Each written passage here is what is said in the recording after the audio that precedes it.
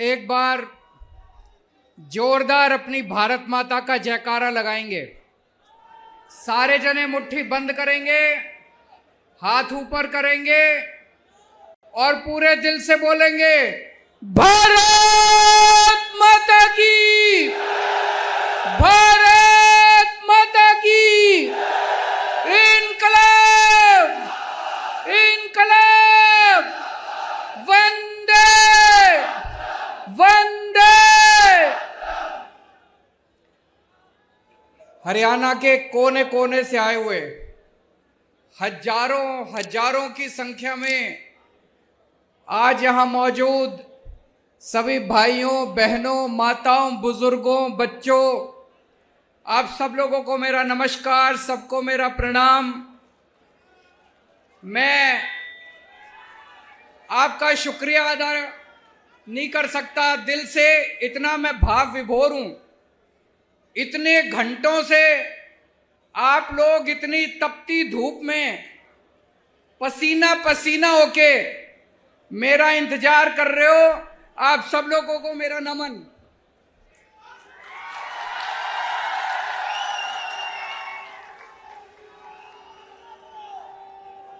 और इतनी भारी संख्या में लोग आए हैं, जितने हजारों हजार लोग यहां मौजूद हैं, इससे दुगने तुगने बाहर सड़कों पे अभी आ रहे हैं। मैं अभी आ रहा था, कई लोग आ रहे हैं रास्ते में, कई लोग बाहर मौजूद हैं। उन सब लोगों को मेरा प्रणाम, सबको मेरा नमन। मेरे को सबसे अच्छा तब लगता है जब लोग मेरे को हरियाणा का लाल बोलते हैं।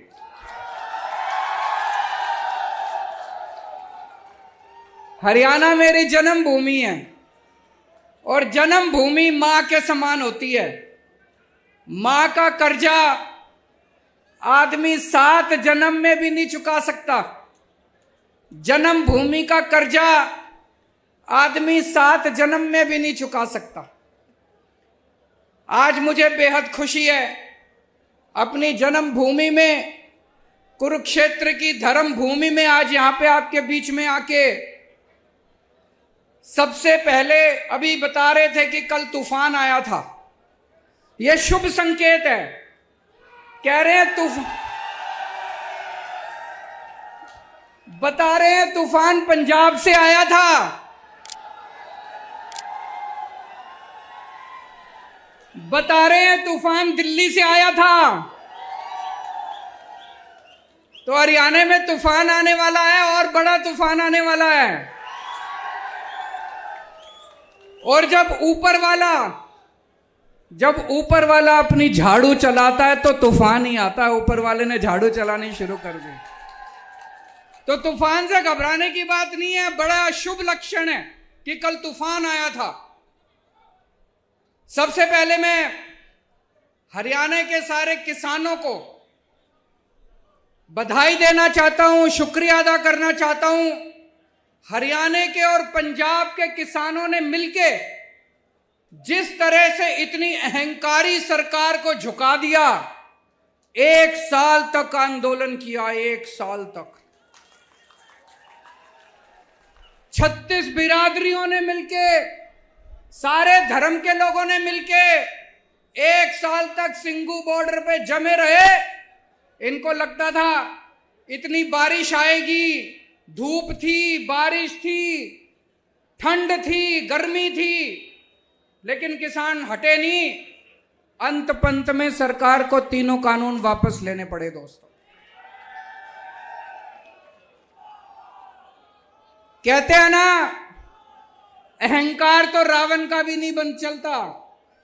इनको घमंड हो गया था कि इनके सामने किसी की नहीं चलेगी।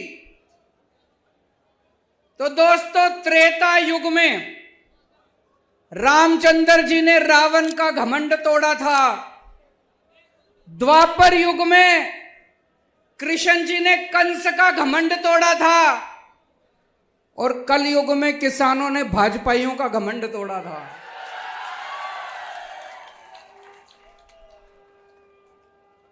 मैं सारे किसान भाइयों को बधाई देना चाहता हूं।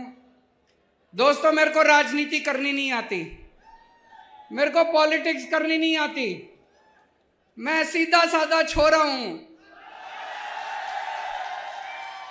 मने काम करना आवे, मेरे ते कितना ही काम करा लो। दिल्ली में हमने स्कूल ठीक कर दिए, सरकारी स्कूल। सुना आप लोगों ने दिल्ली के स्कूल शानदार हो गए? किस किस ने सुना है? हाथ खड़े करके बताओ। दिल्ली में सरकारी स्कूलों में गरीबों के बच्चे पढ़ते हैं भाई साहब, गरीबों के बच्चे सरकारी स्कूलों में पढ़ते हैं। पहले दिल्ली के सरकारी स्कूलों का बहुत बुरा हाल था, जैसे हरियाणा के स्कूलों का बुरा हाल है। हरियाणा में भी सरकारी स्कूलों का बुरा हाल है, मैं देख के आया था। दिल्ली में भी सरकारी स्कूलों का बहुत बुरा हाल था। हमने पिछले कुछ सालों में, 7 सालों में दिल्ली के सरकारी स्कूल इतने शानदार कर दिए।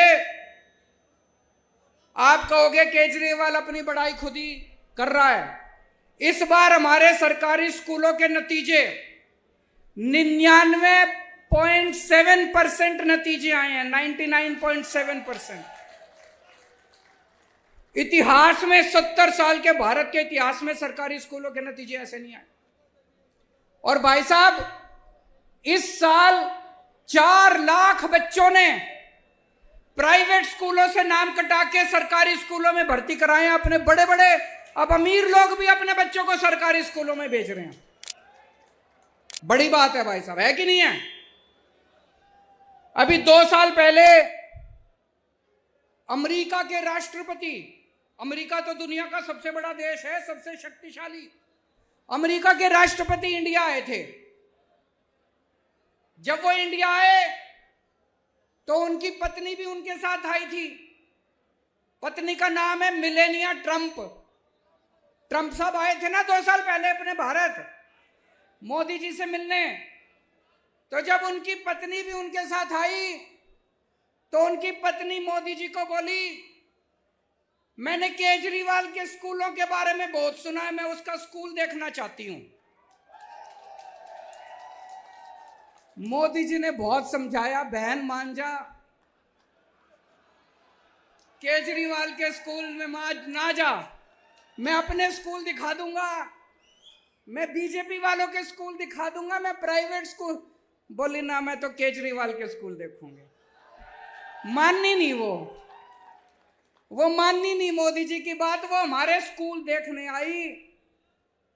बड़ी बात होगी भाई साहब, अमेरिका के राष्ट्रपति की पत्नी केजरीवाल के स्कूल देखने आई। कुछ तो कर ही रखा होगा हमने, कुछ तो कर ही रखा होगा हमने। मैं पूछना चाहता हूं, ये हरियाणा के खट्टर साहब के स्कूल कौन देखने आया? कोई आस पड़ोस का कोई श्रीलंका वाला ही आ गया हो देखने? कोई, चलो बाहर वाले छोड़ो, कोई अपने देश का ही कोई देखने आया हो इनके स्कूल? अबे कुछ करोगे तभी तो कोई देखने आएगा तुम्हारे स्कूल। कोई। दोस्तों, आज हमारे स्कूलों से निकल के बच्चे बड़े बड़े इंजीनियर बन रहे हैं, गरीबों के बच्चे। जैसे मैं आपको उदाहरण देता हूं, शुभम एक लड़का है, दिल्ली में उत्तम नगर में रहता है। उसके पिताजी चौकीदारी का काम करते हैं, चौकीदार, किसी कंपनी में चौकीदारी का काम करते हैं। 6,000 रुपए महीना है उनके पिताजी की। वो सरकारी स्कूल में पढ़ता है। उसके पिताजी के पास इतने भी पैसे नहीं है कि किताबें खरीद दे, ड्रेस खरीद दे। सारा कुछ उसको स्कूल से फ्री में मिलता है। दिल्ली के स्कूल इतने शानदार हो गए, इस बार शुभम ने आईआईटी की परीक्षा दी। आईआईटी मतलब देश का सबसे बड़ा इंजीनियरिंग कॉलेज। मैं भी आईआईटी से पढ़ा हूं। देश का सबसे बड़ा इंजीनियरिंग कॉलेज, लाखों बच्चे बैठते हैं उसमें। शुभम का पूरे देश में 215 नंबर पे रैंक आया और उसको आईआईटी के अंदर कंप्यूटर इंजीनियरिंग के अंदर दाखिला मिला है उसका। ये छोटी बात नहीं है भाई साहब। और अकेला एक शुभम नहीं है, इस बार दिल्ली के सरकारी स्कूलों के 400 बच्चों का बड़े बड़े इंजीनियरिंग कॉलेज में दाखिला हुआ। बड़े बड़े हमारे दिल्ली के अब गरीबों के बच्चे इंजीनियर बन रहे हैं, डॉक्टर बन रहे हैं। एक और बच्चा है, कुशाल गर्ग शास्त्री पार्क में रहता है। उसके पिताजी कार्डबोर्ड की कंपनी में मजदूरी करते हैं, 11,000 रुपए महीना तनख्वाह कमाते हैं। उनके बेटे का एडमिशन इस बार ऑल इंडिया मेडिकल कॉलेज में हुआ है, देश का सबसे बड़ा। ऑल इंडिया मेडिकल तो सबसे बड़ा है, ऑल इंडिया मेडिकल में उसके बच्चे का एडमिशन हुआ है। मैं इनसे बात कर रहा था, बोले जी आज से 5 साल पहले जो सरकारी स्कूलों की हालत थी, अगर वैसी हालत रहती हमारे बच्चे भी बड़े होकर मजदूरी करते। ये तो बोले केजरीवाल जी आपका धन्यवाद जो आपने स्कूल इतने शानदार कर दिए। मैं ये कहना चाहता हूं कि अगर गरीबों के बच्चे भी इंटेलिजेंट होते हैं, गरीबों के बच्चे कमजोर नहीं होते। ये तो माँ बाप के पास साधन नहीं होते, सरकारें कुछ करती नहीं है, इसलिए गरीब का बच्चा बड़ा होकर गरीब रह जाता है। आज दिल्ली के अंदर आप सोच के देखो कितने ऐसे शुभम होंगे, कितने ऐसे कुशाल गर्ग होंगे। लाखों बच्चे दिल्ली के स्कूलों में 18 लाख बच्चे पढ़ते हैं। इन 18 लाख बच्चों का भविष्य पहले अंधकार में था। ऐसे ही लाखों बच्चों का भविष्य हरियाणा के अंदर अंधकार में है। हरियाणा के अंदर भी स्कूलों का बुरा हाल है। एक मौका दे दो, हरियाणा के सारे सरकारी स्कूल बदल के दिखा दूंगा मैं। एक मौका दे दो। दिल्ली में करके आया हूं, हवा में बात नहीं कर रहा, दिल्ली में करके आया हूं। हरियाणा के भी सारे स्कूल बदल दूंगा, गरीबों के बच्चों को अच्छा भविष्य मिलना चालू होगा।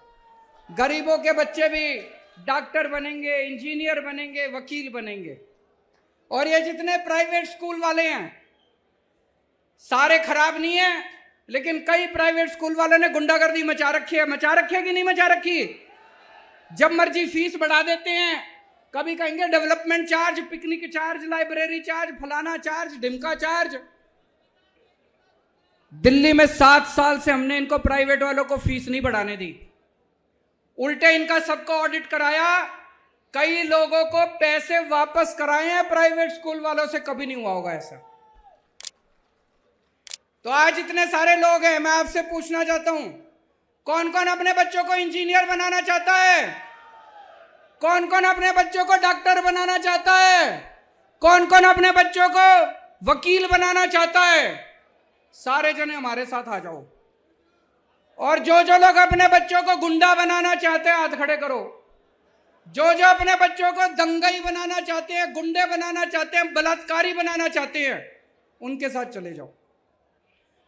उनकी पार्टी, सारे इनकी पार्टी में लुच्चे, लफंगे, दंगई, बलात्कारी सारे भरे पड़े हैं इनकी पार्टी के अंदर। सुबह से शाम तक गुंडागर्दी करते घूमते हैं। या तो ये खुद गुंडागर्दी करते हैं, नहीं तो देश में पता चल जाए कहीं गुंडागर्दी हो गई, उनका जाके सम्मान करते हैं, गुंडों का सम्मान करते हैं, दंगा करने वालों का सम्मान करते हैं। अभी थोड़े दिन पहले कुछ गुंडों ने मेरे घर पे हमला कर दिया। आपने पढ़ा होगा, अखबारों में, टीवी में देखा होगा। कुछ गुंडों ने हमला कर दिया। इन्होंने उन सारे गुंडों का अगले दिन सम्मान करा। ऐसे देश आगे बढ़ेगा। किसानों के ऊपर इनके आदमियों ने गाड़ी चढ़ा दी उत्तर प्रदेश के अंदर। इनकी पूरी की पूरी पार्टी ने बड़े बड़े वकील खड़े कर दिए उसको बचाने के लिए जिसने किसानों के ऊपर गाड़ी चढ़ाई थी। देश में कहीं बलात्कार हो जाए, देश में कहीं बलात्कार हो जाए, इनकी पार्टी पहुंच जाती है बलात्कारियों का सम्मान करने के लिए, शोभा यात्रा निकालने के लिए। आप क्या सुनते हो इनके बारे में? यही सुनते हो इन्होंने यहां दंगा कर दिया, यहां मारपीट कर दी, यहां गुंडई कर दिया। और आम आदमी पार्टी के बारे में क्या सुनते हो? यहां पे इन्होंने स्कूल बना दिया, यहां अस्पताल बना दिया, यहां बिजली ठीक कर दी, यहां पानी ठीक कर दिया, यहां सड़कें ठीक कर दी। आम आदमी पार्टी शरीफों की पार्टी है। आम आदमी पार्टी देशभक्तों की पार्टी है। आम आदमी पार्टी ईमानदार लोगों की पार्टी है। हम देश की सोचते हैं, हम इनकी तरह गुंडागर्दी नहीं करते। अमेरिका में कोई गुंडागर्दी कर दे तो वो जेल जाता है, इंडिया में कोई गुंडागर्दी कर दे तो इनकी पार्टी में जाता है। यूरोप में कोई बलात्कार करे तो वो जेल जाता है, इंडिया में कोई बलात्कार करे तो इनकी पार्टी में जाता है। कैसा भारत चाहते हो आप लोग? गुंडों का भारत चाहते हो, दंगइयों का भारत चाहते हो, कि विकास और तरक्की वाला भारत चाहते हो? मैं आप लोगों से पूछना चाहता हूं, पिछले 7 साल हो गए अब खट्टर साहब को सरकार चलाते, 7 साल से खट्टर साहब की सरकार है। खट्टर साहब ने कितनी नौकरियां दी आप लोगों को? हरियाणा के बच्चों को कितनी नौकरियां दी खट्टर साहब ने? मैंने दिल्ली में पिछले 7 साल में 12 लाख नौकरियां दी है, 12 लाख बच्चों को नौकरियां दी। मैंने 12 लाख बच्चों को नौकरी दी, और मैं हवा में नहीं बात कर रहा, वेबसाइट पे पूरा डेटा पड़ा है। हमारी वेबसाइट पे चले जाना, वेबसाइट पे सारा डेटा है। मैंने 12 लाख बच्चों को नौकरियां दी हैं, और अगले 5 साल में 20 लाख बच्चों को नौकरी देने का पूरा प्लान बनाया है। मैं नौकरी दे सकता हूं, ये नहीं दे सकते। ये कभी यही नौकरी नहीं देंगे आपको, ये कभी आपके बच्चों को नौकरी नहीं देंगे। क्यों? क्योंकि इनको अपनी पार्टी के लिए बेरोजगार गुंडों की जरूरत है। आपके बच्चों को दंगा कराना सिखाएंगे, गुंडाई करना सिखाएंगे, अपने बच्चों को विदेश भेजते हैं पढ़ने के लिए ये लोग। अभी मेरे को एक भाई बता रहा था, हरियाणा में सारे पेपर लीक हो जाते हैं, जितने भर्तियों के पेपर होते हैं सारे लीक। ऐसा है क्या जी? ये मेरे को एक लिस्ट दी है एक भाई ने। ये 2020 में HSC जूनियर ड्राफ्टमैन का पेपर लीक हो गया। 2020 में हरियाणा पुलिस भर्ती का पेपर लीक हो गया। 2021 में पेपर पुलिस भर्ती का फेयर पेपर लीक हो गया। 2021 में कुरुक्षेत्र स्वास्थ्य विभाग का पेपर लीक हो गया। 2022 में HSSC पद की भर्ती का पेपर लीक हो गया। 2022 में ग्राम सचिव और पटवारी की भर्ती का पेपर लीक हो गया। 2022 में TGT भर्ती का पेपर लीक हो गया। 2022 में डेंटल सर्जन की भर्ती का पेपर। खट्टर साहब, आपसे एक पेपर नहीं कराए जाते, सरकार क्या चलाओगे? एक पेपर नहीं करवा सकता जो आदमी, एक पेपर नहीं करा सकता, वो सरकार क्या चलाएगा?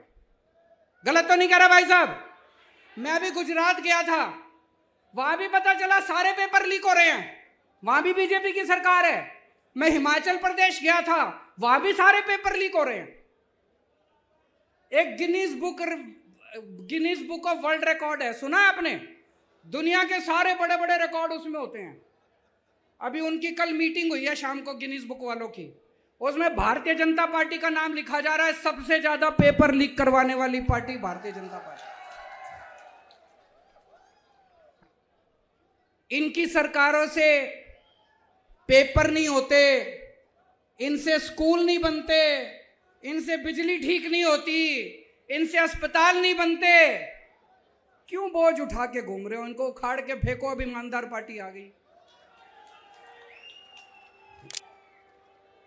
कई बच्चे आर्मी में भर्ती होना चाहते हैं, देश की सेवा करना चाहते हैं।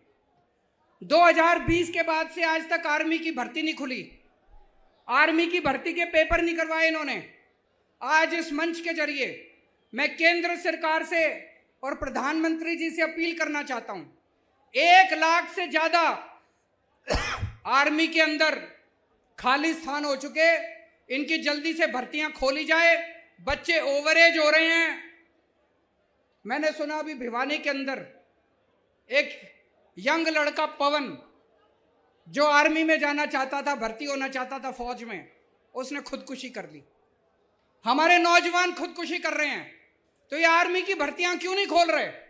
मैं प्रधानमंत्री जी को कल चिट्ठी भी लिखूंगा, उनसे निवेदन करूंगा कि आर्मी की भर्तियां तुरंत खोली जाएं, ताकि हमारे बच्चे फौज के अंदर भर्ती हो सकें।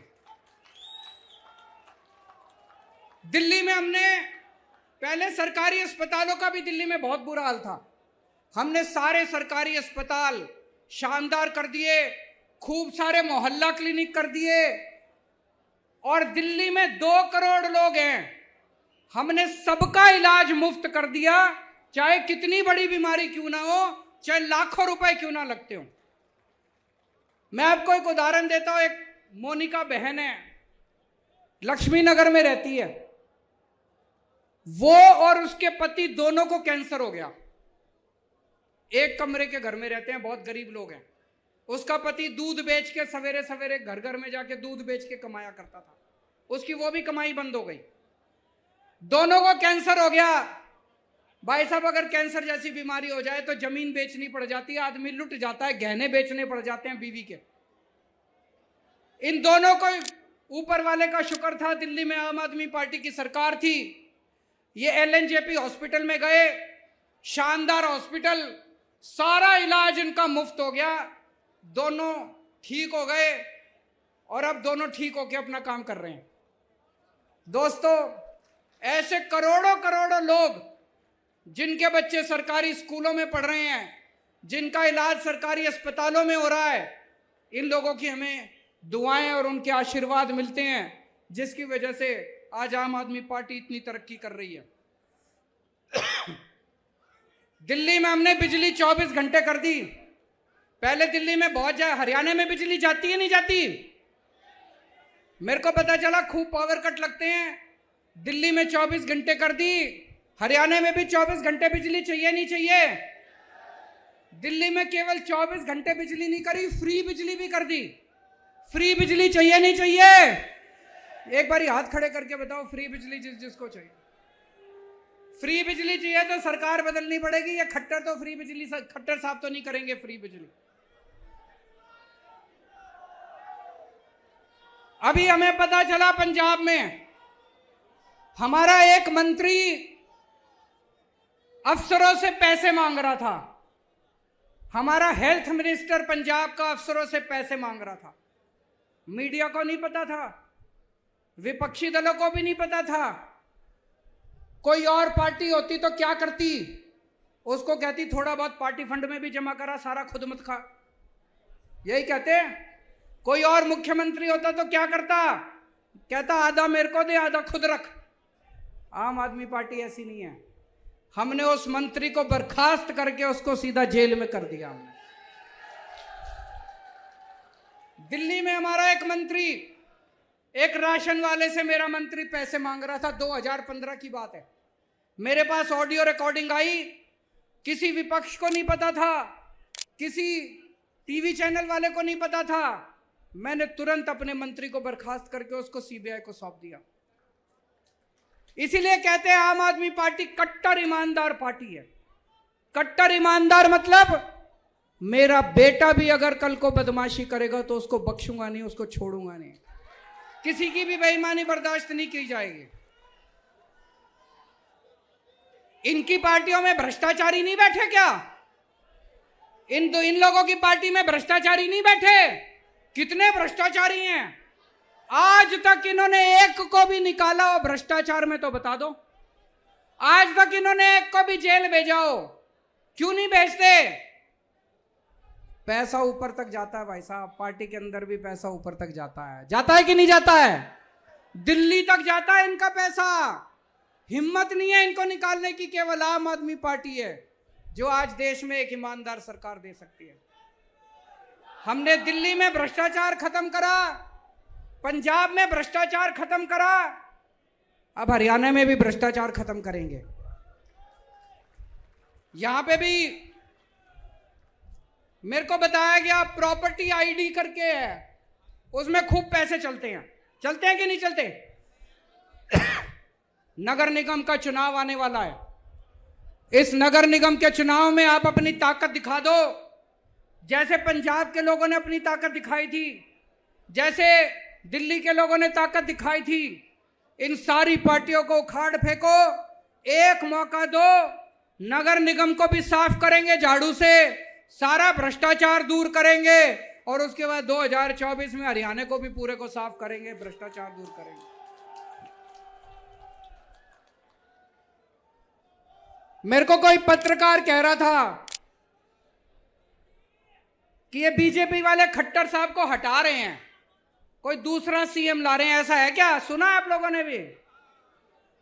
कह रहे खट्टर साहब को हटा के दूसरा सीएम ला रहे हैं। क्यों? खट्टर साहब भ्रष्टाचारी हैं क्या? खट्टर साहब काम नहीं करते क्या? मैं बीजेपी को चैलेंज करना चाहता हूं, हिम्मत है तो 2024 का चुनाव खट्टर साहब के साथ लड़के दिखाओ तुम।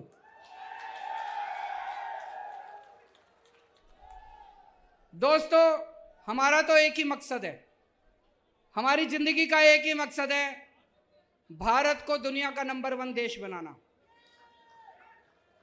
भारत दुनिया का नंबर 1 देश बन सकता है। भारत के लोगों में बहुत ताकत है, भारत के बच्चों में, युवाओं में बहुत ताकत है। मेरा मकसद है, कई मेरे से पूछते हैं पत्रकार, आप कौन सी पार्टी के साथ अलायंस करोगे? मेरे को यह अलायंस करना नहीं आता। मैं 130 करोड़ लोगों का अलायंस बनाऊंगा इस देश के। किसानों का अलायंस बनाएंगे, मजदूरों का अलायंस बनाएंगे, डॉक्टरों का अलायंस बनाएंगे, इंजीनियर का अलायंस बनाएंगे, और इस देश के 130 करोड़ लोगों को मिलके भारत को दुनिया का नंबर 1 देश बनाएंगे। दोस्तों, भारत